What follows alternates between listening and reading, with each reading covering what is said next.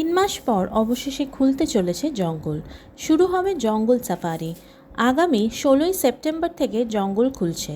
পুজোর আগে স্বাভাবিকভাবেই খুশির আবহাওয়া তৈরি হলেও জয়ন্তীর পর্যটন ব্যবসায়ীদের মন ভার। এখনও সেভাবে মেলেনি পুজোর বুকিং। জয়ন্তীর পর্যটন কোন দিক থেকে এগোবে তা নিয়েও চিন্তিত পর্যটন ব্যবসায়ীরা। একে তো ট্রেনের টিকিট পায় না, তারপরে আলিপুর থেকে জয়ন্তীতে ঢোকার পথে গাড়ি করে আসতে হয়, তার একটা খরচ।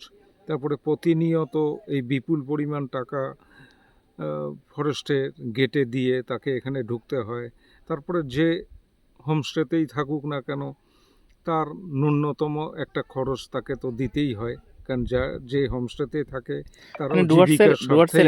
একমাত্র পর্যটন জায়গা যেখানে গেটে টাকা দিয়ে ঢুকতে হয়। হ্যাঁ, এটাই একমাত্র জায়গা আমাদের জয়ন্তী, যেখানে গেটে পয়সা দিয়ে এখানে পর্যটককে প্রবেশ করতে হয়। তারপরেও সেটা আগে একটা সিস্টেম ছিল যে একটা পর্যটক রাম রহিম বা যেই আসুক, সে তার পক্ষে একটা পসিবল ছিল যে সে একবার পারমিট কেটে জয়ন্তী যে সাইট সিনগুলো আছে, Buxa fort, Jayanti Mahakal, Pukuri, core safari, Chunia watch tower এগুলো ঘুরতে পারতো।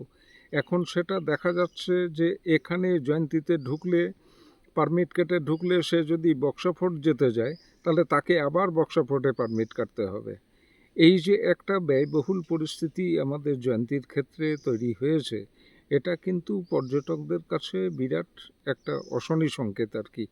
আর এই সংকেতের আবহে আমরা সংকটে দিন কাটাচ্ছি যে আগামী 16 তারিখে জঙ্গল খুললেও কত সংখ্যক পর্যটক এখানে আসবে, বা আমরা যারা এর উপরে ডিপেন্ডেবল হয়ে আছি আমরা এখান থেকে কি আশা করতে পারি।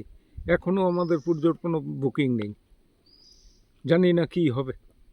16 তারিখের পরে আশা করছি হয়তো ভালো কিছু আসতে চলেছে আমাদের। কি নাম আপনার? আমার নাম কমল ব্যানার্জি।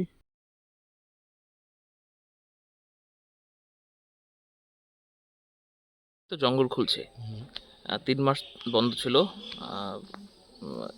এখন কতটা আশায় বসে আছেন? আশা বলতে প্রত্যেক বছরে যেমন 15ই জুন বন্ধ হয়ে যায়, তারপরে 16ই সেপ্টেম্বর জঙ্গল খোলে।